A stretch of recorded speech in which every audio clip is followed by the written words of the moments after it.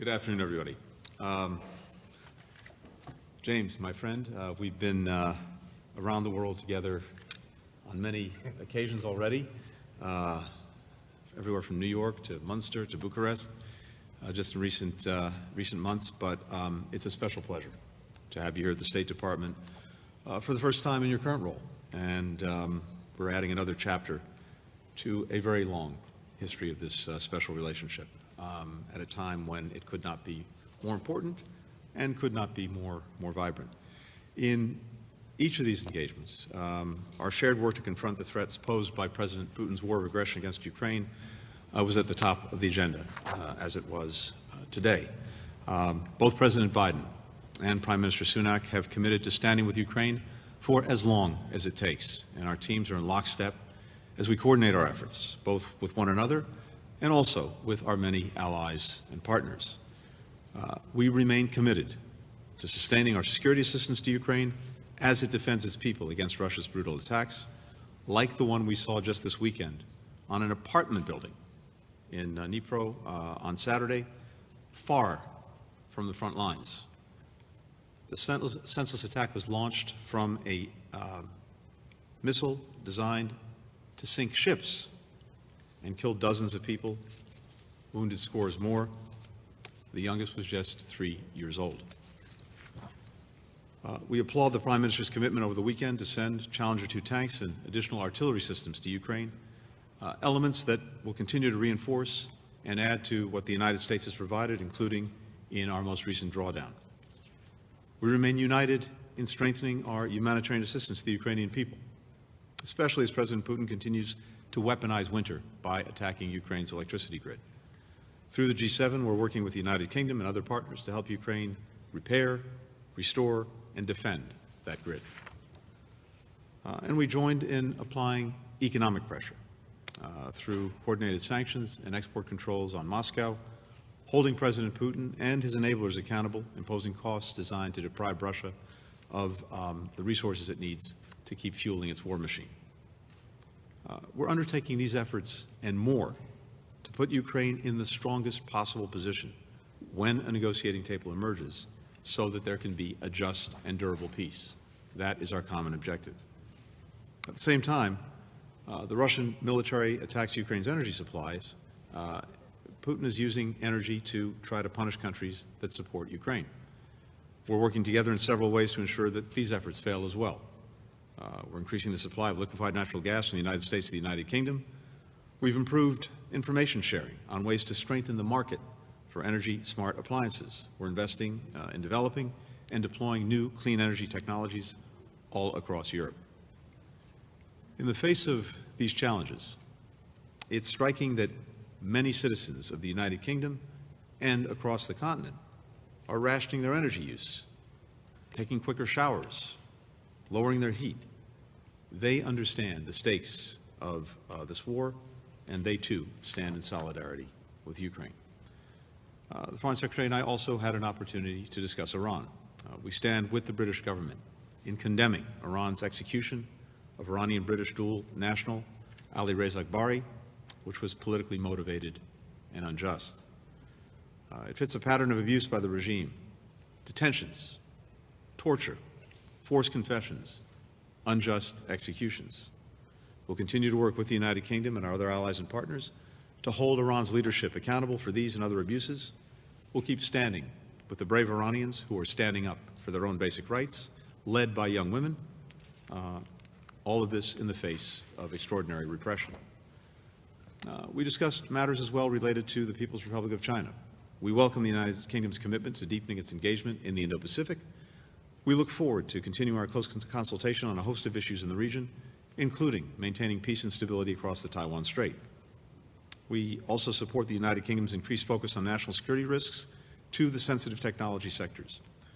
In recent days, the United Kingdom has denied export licenses to research laboratories funded by foreign defense companies and blocked the transfer of sensitive intellectual property. Our conversation also touched on Northern Ireland. I affirmed President Biden's unequivocal support for the Belfast Good Friday Agreement, which over the past 25 years has been integral to preserving peace, stability, and prosperity for the people of Northern Ireland.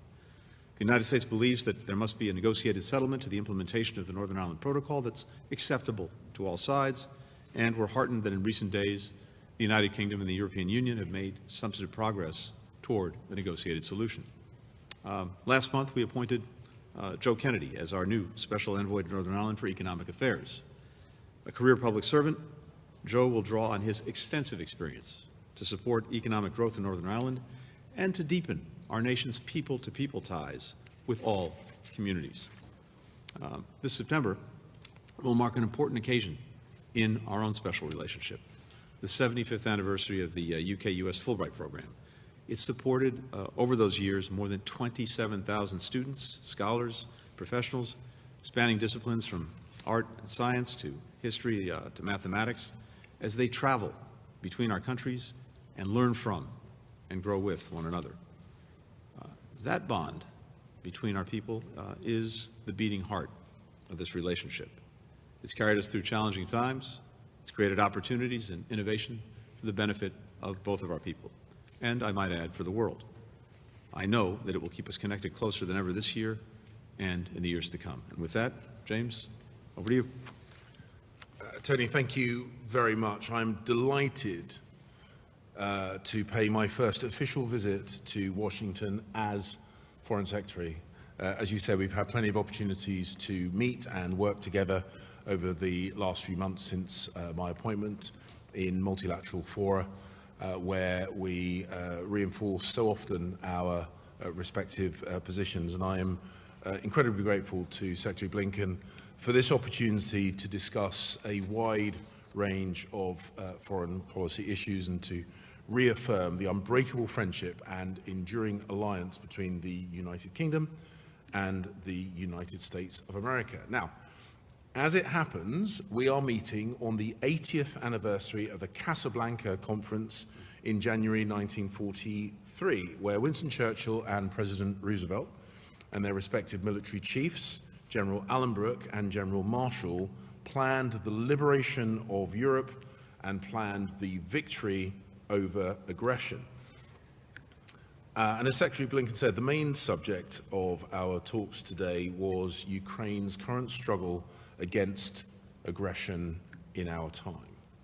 From the onset of this crisis, Britain and America have worked hand in glove to help our Ukrainian friends defend their homeland against Putin's aggression. Ukraine's heroic armed forces have liberated thousands of square miles, and I have no doubt they can win in their battle for freedom. As you will have seen, Britain has decided to accelerate our support, including the supply to Ukraine of main battle tanks, heavy artillery, and other military systems. Secretary Blinken and I are hugely encouraged not just by the unity between our two countries, but the transatlantic unity between the United States and Europe, and the support from nations on every continent. Almost a year after Russia's attack against Ukraine, which broke the fundamental principles of international law, and we see them committing acts of barbarism wherever they advance. What we see is dozens of countries supplying Ukraine with weapons and enforcing sanctions against Russia. And I pay particular tribute to the United States of America, the largest military and economic donor to our friends in Ukraine, reinforcing this country's long-standing commitment to protecting freedom and opposing tyranny wherever it rears its ugly head. And whilst 3/4 of the entire membership of the United Nations voted to condemn this invasion, we should remember that never in living memory has Russia been more isolated and the Atlantic Alliance more united. If Putin believed that the world would succumb to Ukraine fatigue and lose the will to resist his ambitions, then that was once again another colossal misjudgment on his part. As Tony said, we also discussed the situation in Iran, where the regime has committed a cowardly and shameful act by executing a British-Iranian dual national, Alireza Akbari. I'm very grateful to the United States of America for publicly condemning the execution and for Secretary Blinken expressing his condolences in our meeting a few moments ago. And also, our two countries stand with the brave and dignified people of Iran as they demand their right to live free of terror and oppression. And the UK has sanctioned those involved with the execution of Mr. Akbari and those involved in the oppression of their own people, including the Iranian Prosecutor General. For years, Iran's leadership have inflicted bloodshed on their regional neighbors by arming and supporting military extremists and militias. Now Iran has gone further and supplied Russia with the drones that were used to kill civilians in Ukraine. And the UK will join with the US and other allies to hold the Iranian regime to account for the violations of the rights of their own people, and by making themselves accomplices to Putin's assault on Ukraine. Another threat to the international peace and security comes from Iran's nuclear program, which has never been more advanced. And the US and the UK are determined that Iran must never acquire a nuclear weapon. We also discussed China's growing assertiveness on the world stage, which poses a systematic challenge to many of our values and interests. And we recognise the need to manage competition with China, including through diplomacy and engagement. And we spoke of the need to enhance with our allies and friends our respective economic security. And we also need to take a long view, strengthen our resilience and reduce strategic dependencies. But nor can we ignore China or the need to engage with it, given China's significance on every issue in world affairs, ranging from economic stability to climate change. Britain and America share a steadfast commitment to peace and security in the Indo-Pacific. And the AUKUS partnership, a decade-long project to provide a nuclear-powered, conventionally armed submarine capability to Australia, is only possible because of the unique bond of trust between us. We also spoke about Northern Ireland and our negotiations with the EU and our efforts to resolve the issues of the Northern Ireland Protocol. And we recognise the interest that the President of the United States has on this issue, and his desire, which is shared, of course, by us, to see the institutions of the Northern Ireland back up and running. In all these areas, and indeed many others, Britain and America are working in concert in the greatest tradition of our alliance. And I thank you, Secretary Blinken, once again for the opportunity to discuss these issues here in Washington. Thank you. We'll now turn to questions. We'll start with Andrea Mitchell of NBC News. Thank you very much, gentlemen. Mr. Secretary, first, I do want to ask you both about Ukraine, but first, let me just ask you, because while you were at the State Department, not at the White House and the Vice President's office, you were for 2 years the managing director of the Penn Biden Center, and just ask if you are aware of any reason why classified documents would have been packed and brought there while you were there, and whether you would be available for an interview if the special counsel requests? The short answer is no. Just as you heard from President Biden about a week ago, I was surprised to learn that there were any government records taken to the Penn Biden Center. I had no knowledge of it at the time. The White House, of course, has indicated that the administration is cooperating fully with the review that the Justice Department has undertaken, and I, of course, would cooperate fully with that review myself. Thank you. On Ukraine, the world has been horrified by what happened in Dnipro over the weekend, and this brutal attack only reinforces President Zelensky's requests for more weapons, including long-range missiles from the United States, tanks, fighter jets, ATACMS, obviously Apaches, whatever else they need. The Foreign Secretary has said that we need to go further and faster and give them what it takes to win?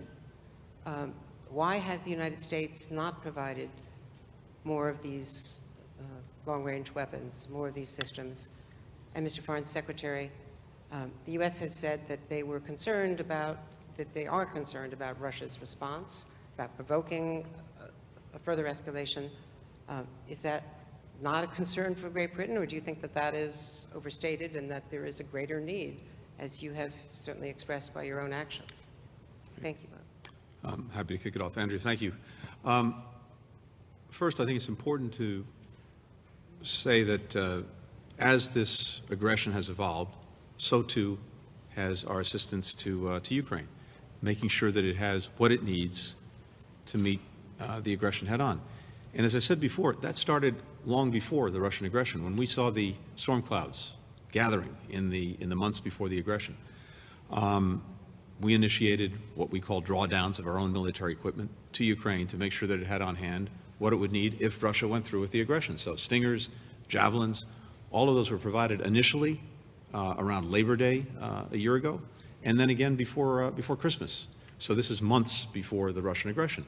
The result of that was that when Russia went in, when they attacked, the Ukrainians had on hand what they needed to repel the effort to take Kyiv, to take the whole country. And then, of course, the war has evolved. The aggression has evolved. It moved to the south and the east, and that's where it's been. But if you look at the trajectory from Stingers to Javelins to HIMARS to Bradley fighting vehicles to Patriot missile batteries, we have continuously provided what Ukraine needs. And we're doing it in a way make sure that it's responsive to what's actually happening on the battlefield, as well as projecting where it might go, making sure as well that the Ukrainians are trained on the systems that were provided, that they have the ability to maintain the systems, because if they're not trained and the systems can't be maintained, it's not going to do you very much good for very long. So all of these things taken together have been critical to the success that Ukraine has had to date. It starts with their own courage and resilience, but it's certainly been strongly supported by our two countries and many other countries, and we continue to adapt along the way. Now, all of that totals, on the part of the United States, some $25 billion in security assistance to Ukraine over less than a year. And I would anticipate that you'll hear more announcements in the days to come. There'll be a meeting again at the end of the week of the so-called Ramstein group that Secretary Austin put together to make sure that we're coordinating security assistance among many countries. So stay tuned for more on that. But the bottom line is we are determined to make sure that Ukraine has what it needs to succeed on the battlefield. As we've said, the fastest way to bring this war to a just and durable end, to get to diplomacy, to get to a negotiation, is to give Ukraine a strong hand on the battlefield. That's exactly what we're doing. Last thing I'll say, just because I have the opportunity to address this, there had been a narrative that the Russians were trying to push for many weeks and many months, that they're interested in diplomacy. Ukraine and we are not. That, of course, is entirely false, but I think you only have to look at Putin's own words in a recent conversation with President Erdogan of Turkey, in which he says, unless and until Ukraine accepts the new territorial realities, as he put it, there's nothing to negotiate. In other words, unless and until Ukraine acknowledges and accepts the fact that territory that Russia has seized by force, it's not getting back, there's nothing to negotiate. That, of course, is in and of itself a non-starter. Andrea, look, I said in my opening remarks, and I'm going to reinforce it here, we should never lose sight of the fact that the United States of America is the single largest donor of military and economic aid to support Ukraine's self-defense of any country in the world. The UK is very proud to be number 2 in that pecking order. And it's very easy to get focused on individual equipment types. And of course, tanks are the headline of today. But in our package of military support, there were heavy artillery, the AS-90 system and the M109 system, the 155 caliber guns, as well as 105 caliber guns, as well as 100,000 rounds of artillery ammunition, millions of rounds of small arms ammunition. That was part of the package that we put forward.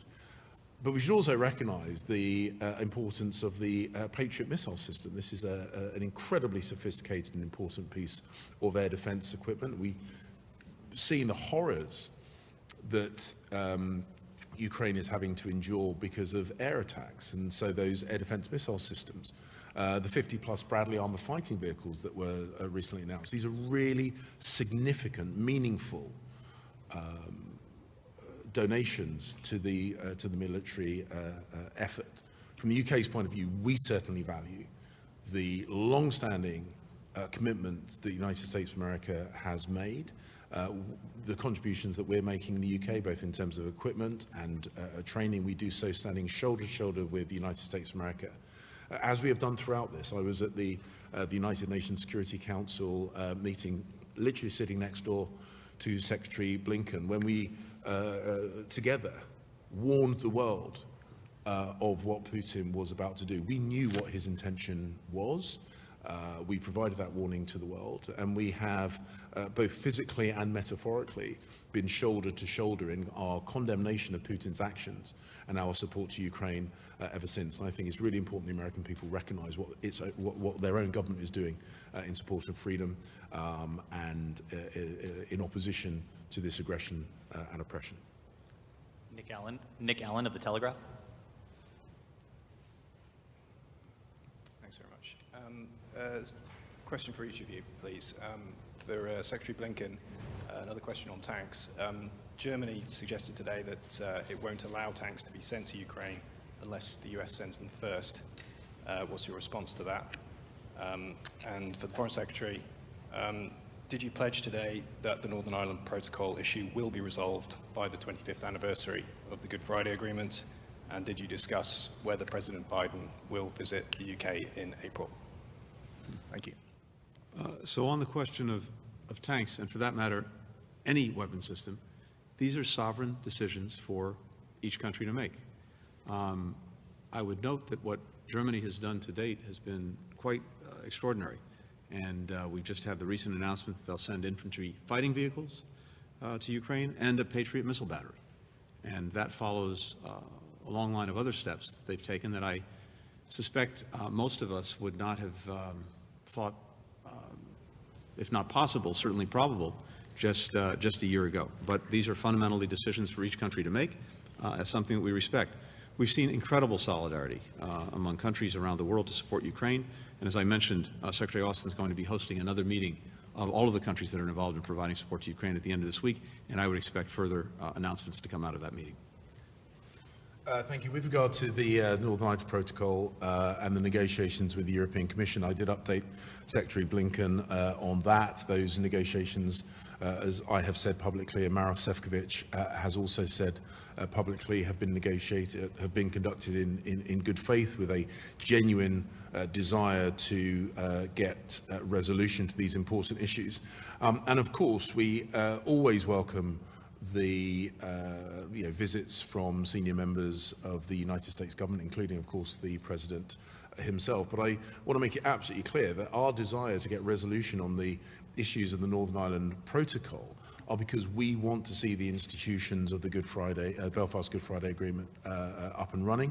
We want to see devolved government in Northern Ireland and Stormont back up and running. We want to see a free flow of trade within the UK internal market, whilst respecting the desire of the European Union to protect its single market. And we do these things because they are the right things to do, not because we are trying to hit a particular date or anniversary. We want to get these things resolved as soon as possible so that the people of Northern Ireland can enjoy full economic freedom, can enjoy the relief packages that the UK government has put in place to address some of the issues of, for example, energy prices that have increased as a direct result of Russia's invasion of Ukraine. And we do these things for those reasons. And of course, as I say, we recognise the President and indeed the whole of the US government's desire to see this resolution. It mirrors our desire to get these things resolved, and indeed I believe very strongly mirrors the European Commission's desire to get these things resolved. And we will continue working hard. And in that good spirit of cooperation, I'd make the point that I have tried to keep our negotiations discreet, and I think that discretion has actually helped us get some things over the line. So you will understand that my intention is to continue keeping those the details of those negotiations discreet. Courtney McBride, Bloomberg. Thank you. Good afternoon. You've highlighted the evolution of security assistance to Ukraine from the US, UK, and various allies and partners, and said that you're doing things that were not previously thought possible. I'm curious about what changed, what was the motivating factor that actually spurred that beyond just adapting to the changes in the battlefield environment, and also what obstacles remain, both individually and collectively, to get Ukraine to the point of that swift and decisive victory for which the Foreign Secretary has been advocating. And then finally on NATO accession for Sweden and Finland, which you've both said would be additive for the alliance. What role are your countries playing in trying to expedite that process? Thank you. I don't think anything has changed. As I said, from day one and before day one, we have sought to make sure to the best of our ability and to the best of the ability of many other friends and partners who were determined to support Ukraine, that we were getting to the Ukrainians what they needed, when they needed it, to deal with the situation they were facing on the ground. And as we discussed just a few minutes ago, what they've been facing has evolved. That's what's changed. And so we tried to make sure that we're as responsive as quickly as possible to the evolutions on the battlefield, not only where it is geographically, but the kinds of things that the Russians are doing, as well as the kinds of things that the Ukrainians need to do to regain the territory that's been taken from them by force. So I think that's been the evolution. And again, what you've seen in recent weeks, not only from the United States and the United Kingdom, but from many other countries, is a continued commitment to make sure that the Ukrainians do have what they need. And you've seen countries in Europe provide everything from fighting vehicles to light tanks, air defenses, ammunition, artillery. All of that continues to come forward to the Ukrainians. We're now in winter. There continues to be ferocious fighting, particularly along the Eastern Front. I anticipate that that will unfortunately go on for some time, but we are determined together, as well as with many others, to make sure, as I said, that the Ukrainians have what they need to regain what they've lost, and to deal with the Russian aggression. So that hasn't changed. With regard to Finland and Sweden and NATO, there's been an ongoing process involving Turkey, Finland, and Sweden, and I think that process has been very productive in addressing some of the concerns that Turkey has raised about its own security, and both Finland and Sweden have taken significant steps to address those concerns, and we anticipate that this process will move forward in the weeks and months ahead. There's a strong consensus among NATO countries for bringing Finland and Sweden into the alliance. You've seen that in the extraordinary rapid signing of the protocols, the ratification now by 28 of 30 NATO members of Finland and Sweden's accession, and we look to the process that's ongoing between Turkey, Finland, and Sweden to move this forward and move it forward expeditiously. Well, really, all I can do is find myself reinforcing the points that Secretary Blinken has made. I mean, in your question, you said, other than the evolution of the battle, what has changed? I mean, it really is as simple as that. At the start of this conflict, when the Ukrainians were defending themselves against heavy armor attacks in urban locations in and around Kyiv and Irpin and other places, what they needed were those small, portable, handheld anti-tank missile systems, because in the congested real estate of urban warfare, those were the most effective weapon systems that they could have utilized against tanks and the NLAW systems that we provide, manufactured in Northern Ireland, by the way, as well as the Javelin systems that the United States of America provided and others, were absolutely instrumental in helping the Ukrainians defend themselves in those urban areas. As the battle then moved to more attacks from the air defense systems that we have subsequently provided became key, and now we see more conflict in open spaces, in open ground in the east and the south, which therefore necessitates more maneuverist equipment, the ability to fight and maneuver simultaneously. And that has very much been the evolution of the response. As Secretary Blinken has said, the Ramstein process, where we sit with our international friends, members of the NATO alliance, to discuss what we can provide, what equipment is available, what equipment is ready to go on stream, what equipment the Ukrainians need is essential. And then it's about providing the right equipment at the right time so they conduct the right kind of fighting. And of course, the work that the UK has done and the US is doing in terms of training the Ukrainian troops so that they can be more effective with the equipment and ammunition that we are providing them, that they can utilize our donations most effectively and maintain the equipment most effectively is also important. And that process will continue, and we will evolve our support just as the battle evolves. And all I can do is echo the words that Secretary Blinken has said about Sweden and Finland.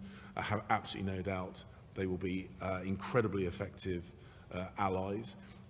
And I would make the point that in both those countries, they had a long-standing posture of not formally affiliating with NATO.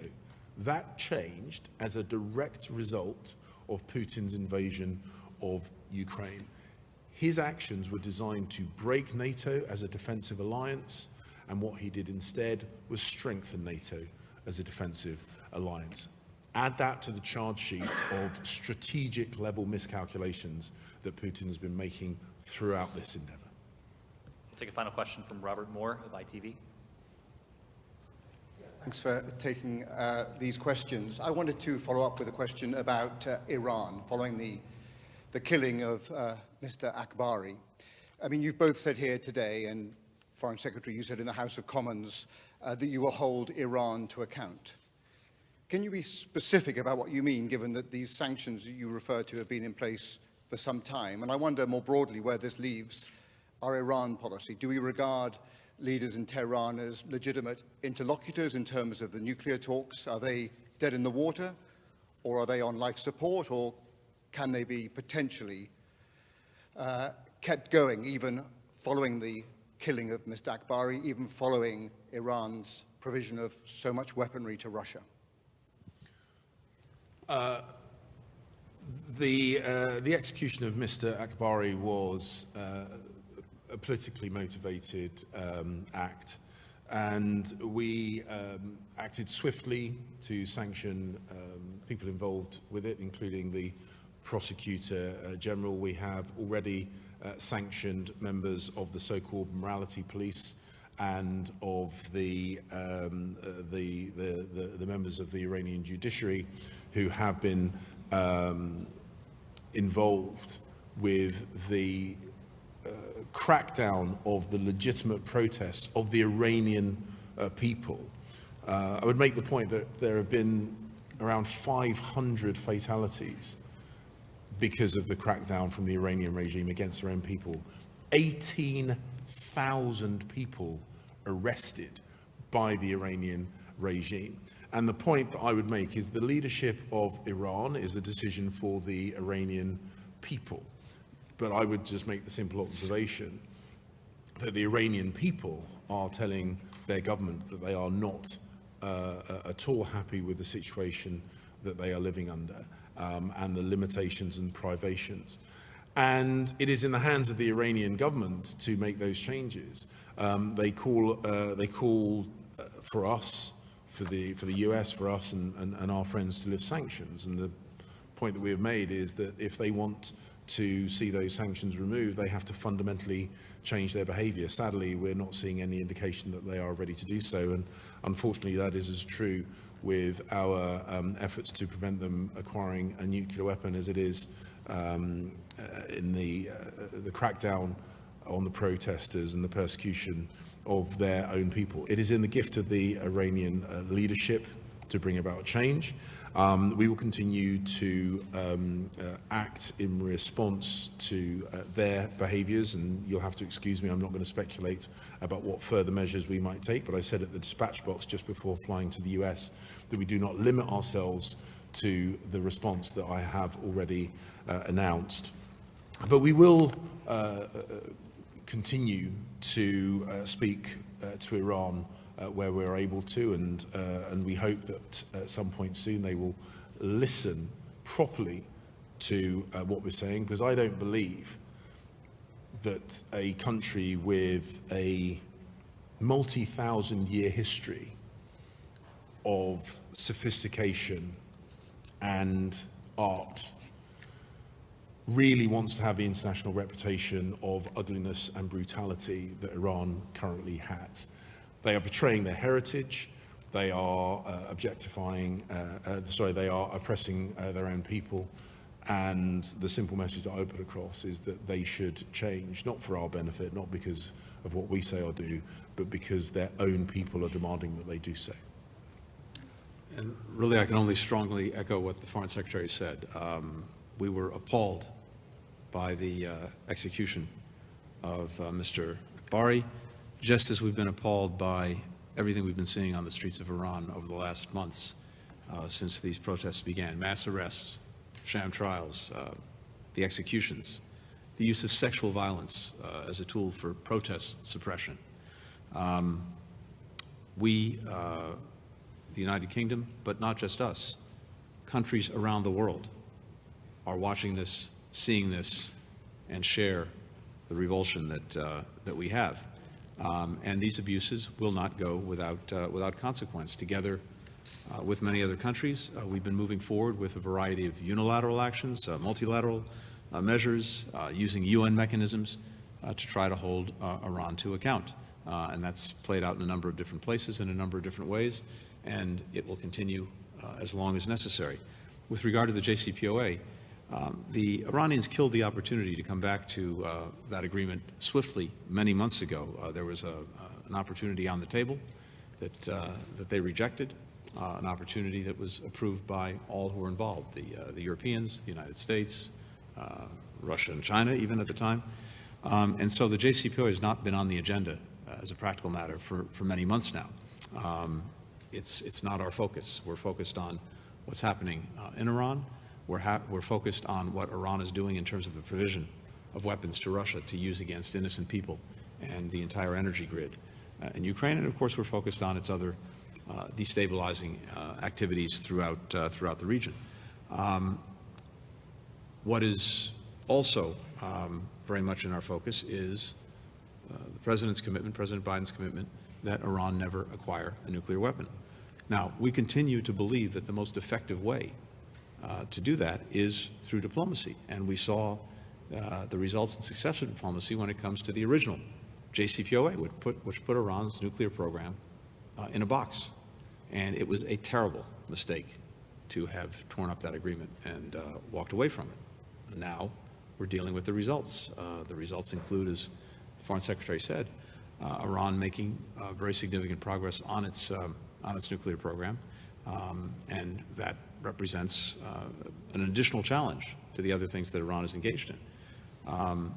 But as I said, the JCPOA right now is not on the table. Last thing I'll say is that when it comes to diplomacy in general, you tend to spend a chunk of your diplomacy engaging with countries with whom you have profound disagreements or worse, including outright adversaries. That's the nature of what we do. And the one thing that's clear is that engaging in diplomacy, including with those who are engaged in outrageous actions, is sometimes necessary to try to advance our interests, and it never takes the word no from our vocabulary. Thank you, gentlemen. Thank you, everyone. That concludes the press conference.